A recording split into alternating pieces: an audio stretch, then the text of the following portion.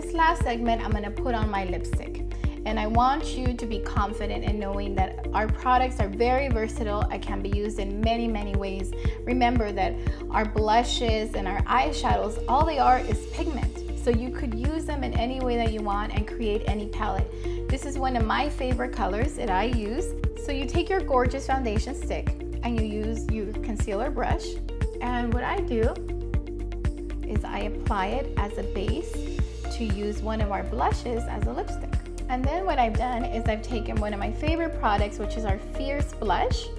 And I know it looks really fierce, but this is one of the most versatile products that we have in our entire makeup line, because put on in a very light way, it's a very peachy tone, and if you layer it on, then it's, you know, fierce like it is here with this beautiful burnt orange color.